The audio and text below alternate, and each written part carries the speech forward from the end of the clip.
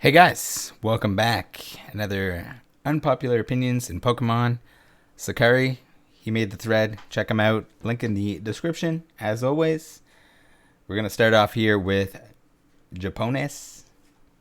Probably pronouncing that wrong, but forgive me. Most of the times, the cheaper the card, the more interesting it is. Usually, if it's cheap, not that many people have noticed or seen it. And it has a lot more depth and new things to be found in it, especially in my opinion, EX through Call of Legends era commons plus Japanese non-TCG stuff. I'd have to agree. I like a lot of the non-holos don't really get enough attention, and even with the sets that are coming out right now, my favorite part is usually seeing all the new non-holos and stuff that doesn't necessarily get spoiled or shown everywhere. It's easy to see all the alternate arts, and those are beautiful. But at the same time, I love the feeling of a new set, nice big new set. Maybe not as big as Fusion Strike, but seeing all those new cards, even finding like little Easter eggs, as in artworks that are shared, or little things in the background, etc. Always fun. Hermit says the yellow border on English cards look ugly. This is, I don't know. I have a hard time believing this isn't just something that people that collect Japanese tell themselves in order to justify collecting Japanese cards. I think the yellow borders are fine. Jim7 says the OG Imakuni card is superior to Charizard. So like the original Charizard or just Charizard in general? I think there's quite a bit of Imakuni talk that went on in these pages that we're going through. I don't know if I agree with that. Maybe I need more details. Reverse hollows look tacky. I mean, I don't think they really necessarily look tacky. I think you could probably argue that the firework pattern base set 2 ones are tacky, but I feel like those are almost added a little bit of charm over time by being so tacky that they're appreciated now. Here we have what's a Pokemon? What's a Pokemon? Lugia is overrated. I sort of agree. I think there's a lot of people that like Lugia over Ho-Oh. I think they're both just as good as each other. Pretty good legendaries, but I don't think Lugia is 10x better than Ho-Oh, like people like to let on. Plus, he looks like Lapras and Wingull had a bastard love child. There, I said it.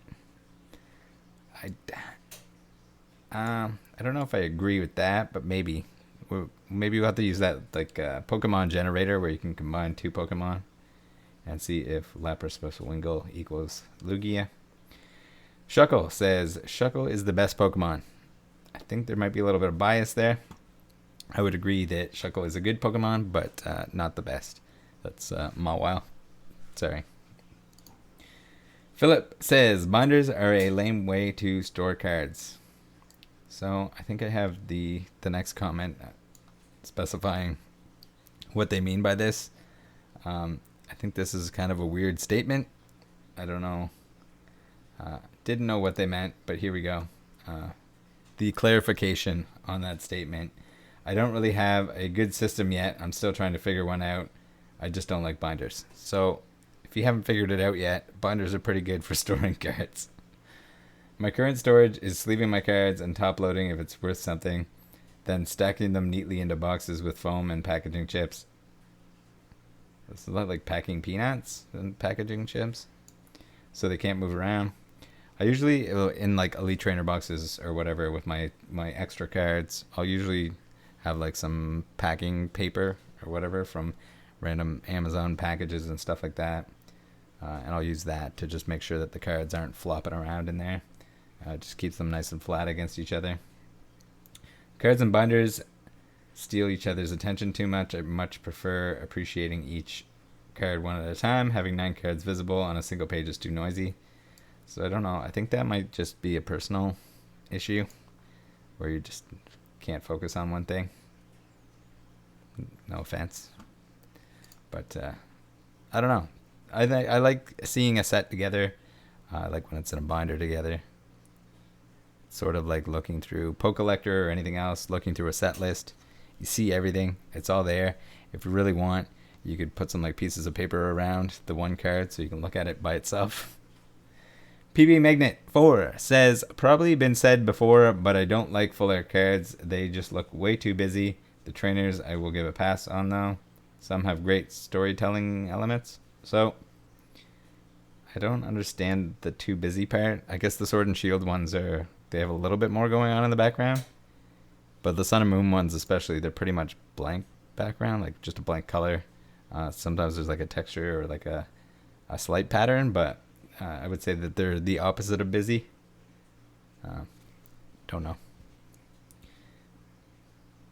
Next, we have Latios King, who says, I really don't understand the obsession with Flashfire. Aside from the Charizard, number 100 full art, pretty cool. It just has a bunch of Charizards with mediocre artwork that have been reprinted in other sets. So is it number 100? Oh, maybe 100 and 101. The 2 secret rare ones. I don't know. If you want to take the Charizards out of Flashfire, it's going to be pretty close to any of the sets around that. Obviously, if there was less of that set printed, which I don't know if there was or not. I don't remember seeing an abundance of it after the original release. So maybe it just didn't get a reprint, so less of it. Charizard's in it. People love Charizard. People value Charizard. So then the price goes up. Nikor123 says, in all seriousness, I really don't understand the Charizard hype. I dislike Charizard. There, I said it. I dislike Charizard. Goodbye, 25-year-old bottled up emotions. Yeah, I don't know. Charizard's overrated, but that's what people like. He's a staple in the franchise, and without him, maybe the Pokemon franchise wouldn't have as much success as they do now. So, who knows? Him and Pikachu hard carrying the Pokemon company. Hisoka 107 says, Metazoo will be worth more than Pokemon, and NFTs will be worth more than both. See you all in 2 years. Okay. I'm gonna say that I shouldn't say that, because like there's probably some weird NFT where it's like someone's inverted butthole with Technicolor around it, and it'll sell for $1 billion dollars. But I don't know. Metazoo, I mean, if you want to cherry pick some obscure pre-release, promo, not released, whatever thing they had, pre-production, Kickstarter, first edition, reverse, backwards, cold foil, I guess, if you want to compare that to a normal Pokemon card, sure. I would be surprised to see Metazoo in the long term. Maybe it'll fit into like some sort of tier 3 card game or collectible cards, but I don't know. I don't believe in it. It's not for me. If you do like Metazoo, by all means, have fun with it. I have other card games or other trading cards that I collect that are not worth very much money compared to Pokemon, but I enjoy them, and collect what you enjoy, regardless. I just don't think value-wise, I think there's too much being placed on that in Metazoo for it to really do its natural thing like Pokemon cards have. Poketai says, theme decks are underrated. I kind of agree. I really like the shattered foils, the like variants, the non-hollow versions of hollows and stuff like that you can get from theme decks. Also, some of the pre-constructed decks, especially the recent ones that they've been coming out with, I can't even remember what they're called, but they have some pretty good cards in it, pretty good trainers, and good for people starting out playing the game. Poketai says 3-pack blisters is the best sealed product after booster boxes for Modern. I sort of agree. I like the 3-pack blisters that have the promos in them. I really like promos. So 3-pack with promo, or even the single ones with the promo, are pretty cool in my opinion. And I usually try to pick up one of each when the sets come out. Interesting enough, my Fusion Strike 3-pack blisters were pretty badass as well. Vintage TCG says, I find the modern card artwork way too busy and complicated. At first, after being totally absent from the hobby / community for over 20 years and literally not seeing a single Pokemon card for that time. Yes, I was living on another planet. I was quite shocked to see all the newer designs. After some time, I have started to warm up to them, but I keep finding myself going back to my vintage collection with a magnifying glass and seeing things I long forgot about. So I think this is natural. When you first get into or get back into Pokemon, you're going to gravitate towards the stuff that you grew up with. Same with people that criticize the newer gen Pokemon, that they're only items or animals that are made into Pokemon and they're not the same. That's been the thing always. You look at Magnemite and stuff, it's a magnet versus, I don't know, any other example that you want to use from modern times. But yeah, eventually you sort of not necessarily lose the nostalgia, but you want to branch out in other things because you've seen all the stuff that you started with, and either you typically move on from the hobby at that point, or you branch off into other things and other areas within Pokemon card collecting. So Wise Whalmer says, I wouldn't buy a base unlimited box for 10k. I don't know what they're at now, but I would agree. I probably wouldn't either. I'm not really much of a sealed product collector. I did have some vintage sealed product, but don't anymore. And not something I would look to seek out. I'd rather have the individual cards from each set rather than the sealed product from any of it. So no real attachment. I have a huge love for my binder sets, but sealed product, I have some. No real attachment. I don't really consider it part of my collection. Collector says, the only thing worse than Topps, Cardass, Topps on modern, hyper modern, ultra modern screen promos, Poncho, Festa, and Mario Pikachu is anything with Imakuni in it. And guy is like extra creepy bootleg version of Ronald McDonald. So you might have triggered the entire Discord at this point with the things that you named off there. Because I would imagine most people have at least some of that since you hit like every area. Next, hollow foil pattern is just as important as the illustration, if not more. It's the one thing preventing me from collecting black and white, which I feel was a big step up from DPP HGSS in terms of illustrations, but the horizontal greasy bullshit is just too bad. I don't understand the greasy part here, but it's like black and white was like horizontal lines, similar to the current Sword and Shield vertical lines. I don't know. It's not my favorite hollow pattern, but I think it's cool that they switch it up. Not everything can be Cosmos or a new Cosmos, whatever you want to call that. Just, it'll be alright. You'll be okay. Gold cards are the closest the Pokemon Company have come to catch my interest in a decade, especially how they give them to the great Pokemon like Bronzong and Octillery instead of just doing the same legendaries and fan favorites on Eternal Repeat, or even worse, human characters. Yeah, I kind of wish they didn't do the hyper rares on the trainers. Just left it as is. Too many chase cards. Just leave them as full arts. It reminds me of how they did Advanced EX cards.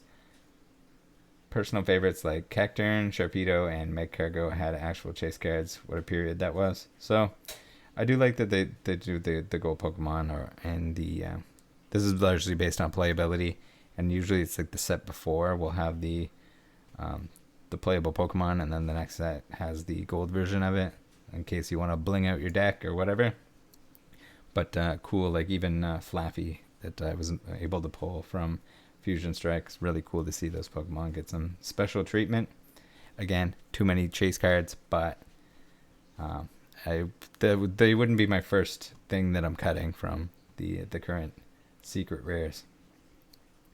New sets with as little Kanto and Johto Pokemon as possible is a good thing. Let the new regions develop into something more than shitty afterthoughts that muddy the pull rate of Charizards. So I kind of agree here. I think they need to scatter a little bit more than even they do. They do a pretty good job of it, but there's a lot of forgotten Pokemon that don't get enough attention. And usually with like Sword and Shield, we've seen a lot of Sword and Shield Pokemon. So, Manny Not Found says graded booster packs are dumb and uninteresting. I'd kind of have to agree. I don't know. I don't grade cards, so that would be an extra stretch for me to get graded booster packs, since I don't really collect sealed product either. So this is like the opposite of what I would want to collect, and like probably the last thing on my list that I would ever pick up. Quichancy says a general trend of set cards going down in prices is excellent from both a collecting and investing standpoint. For collectors, it will bring cards back into affordable ranges. For investors, the past year has been wildly unsustainable and speculative, and growth will be more secure long term in the future, as the pop reports have been getting fleshed out 10 times faster and more efficiently than one once expected. So I kind of like this. It's a good way to look at it. Yeah, I don't know. The price is coming down. It's not the end of the world. I mean, it sucks for anyone that paid top dollar for something, but you can't really expect the rate of growth on everything to stay as high as it was, with it climbing as fast as it did, and to come back down to a normal level and then kind of continue to slowly go back up in value over the years is healthy. This crazy 2020 2021 stuff that's going on, not healthy, and it just can't skyrocket forever. It's gotta come back down to earth and then gradually make its way back up to outer space. Poketai says, I'm not sure how unpopular this one is, but it's better to have heavily played cards in your binder with a clean front than cards that could hit a PSA 8-9 and have an exceptional higher price than its raw copy. So, I don't know. I think this like PSA 8-9 raw copy is my ideal. And sure, if you really wanted to get on the discount end, you could go with stuff where the back has been sanded off, and you're not really going to see that. Even cards with quite a few scratches, it's pretty hard to see in a binder without taking it out and taking a closer look at it. So, teach their own. Whatever you're happy with. If you're happy with a lesser condition card, then definitely go with it, because you're going to save money that way and you can just get more cards. So same reason I don't collect like PSA 10s, because I have far fewer cards, and I'd rather just have, if I'm happy with the condition and I can get more cards, if they're around to like a PSA 8, by all means, as long as they look like they came out of the pack, I am happy boy. Poketai says black and white TCG series are way better than the HGSS ones. I think I would disagree. I really like the Heart Gold, Soul Silver. A lot of the cards in there, I like both, but I would say the opposite if I had to choose. Jumpa says, I am indifferent to broad market price trends. I just like my cards. Yeah, I mean, it's still good to know what's going on, because maybe there's some cards that you don't have that you want, and it's good to know at least what's going on generally in the market, or to look up prices at least beforehand, to know that you're getting a deal, or heading in the right direction to optimize your collection, even if you never intend on selling it or whatever. King Boo 64 says condition is overrated, and I would say I agree with that, but only to a certain extent. Like anything over an 8 to me is overrated, and that little bit of white on the corner or something doesn't bother me, or that like slight difference in centering. Would I take the better one if given the chance? Yes, but it's not going to make me lose sleep at night. Alright, Nick says PSA needs an EU-based grading headquarters. I agree. I think they could make a lot of European dollarinos that way, and probably be a good idea. Although, I don't know, it doesn't seem like they're in a hurry to do that. And I mean, you can get stuff sent over, so it's hard to say.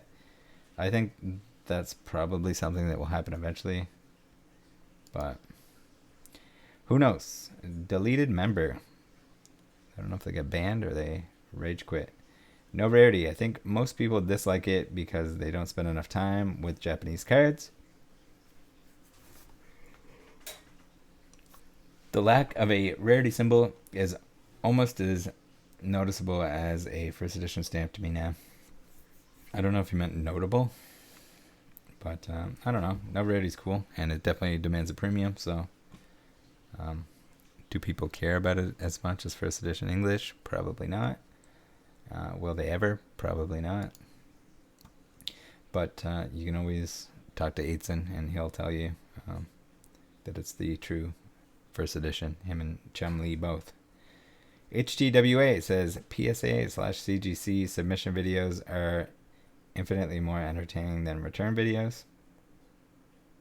I don't usually watch much of either.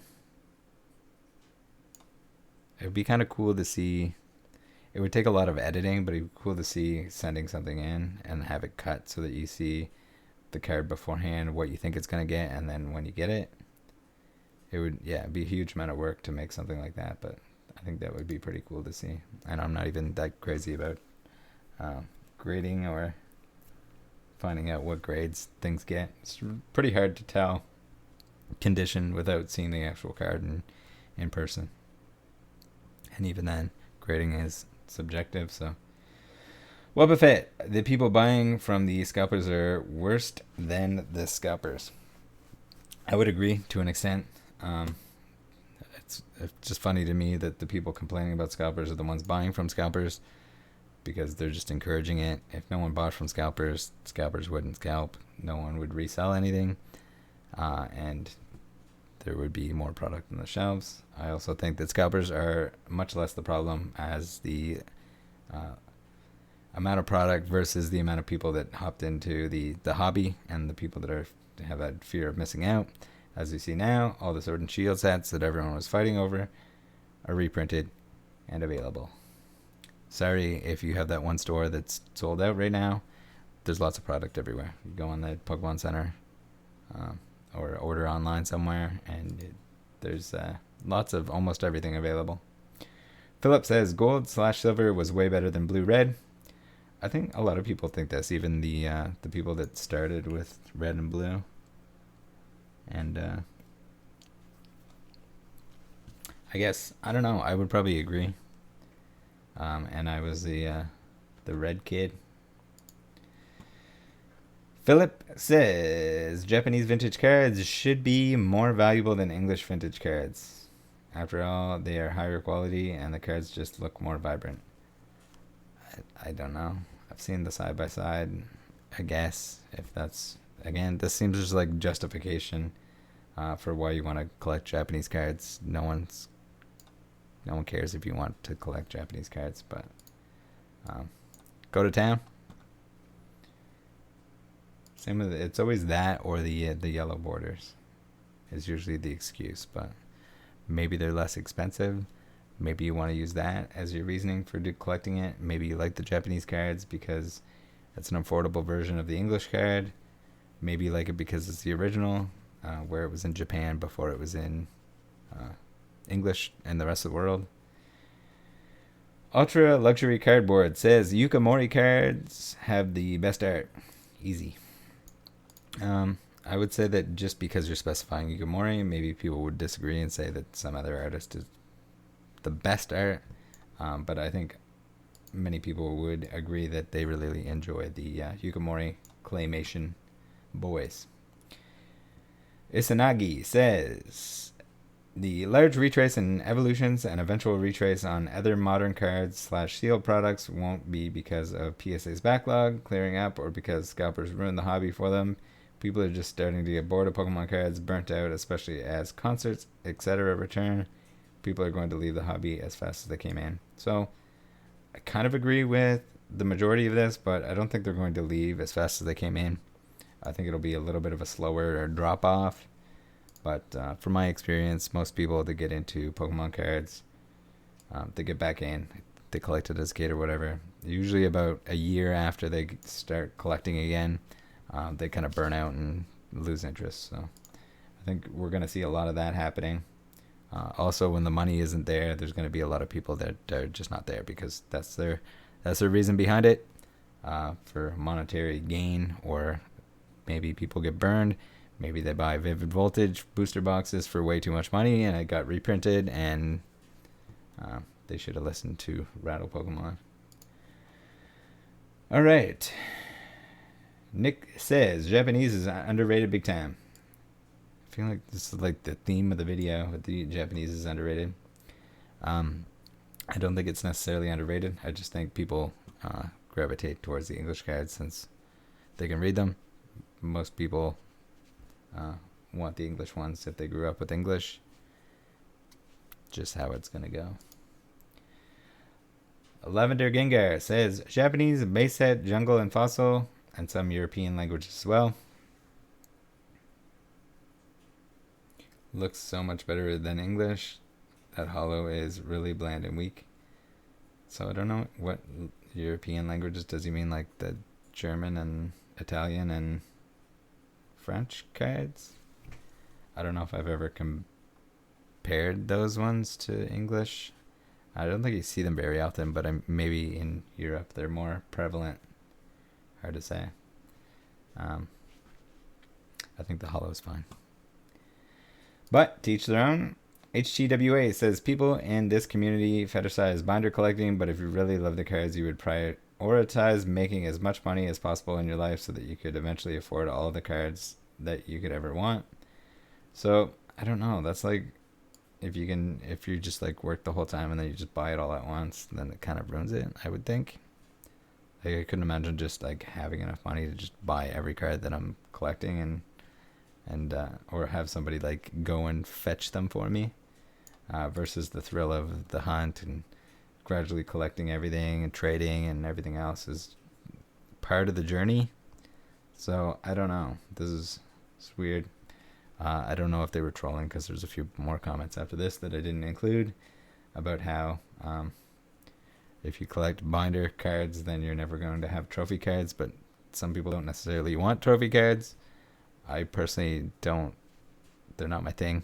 I could have focused on those instead of my sets, but not what I like, not what I chose to do, and no regrets. It's not necessarily about having everything or having enough money to have everything.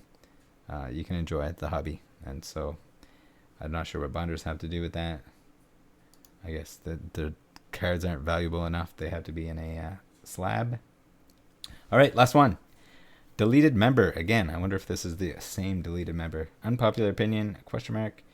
If you get an artist to sign your card, that should be the last card you ever sell. So I sort of agree. I don't have any signed cards, any signed Pokemon cards. But if I did, I would want it to be signed by the artist in person. And it would also be something that a card that I really enjoy by that artist, and not something that I'm just looking to sell. So there's that. Preferably like a Mawile or something would be cool. My phone's ringing. All right, guys. Thanks for tuning in. See you next time.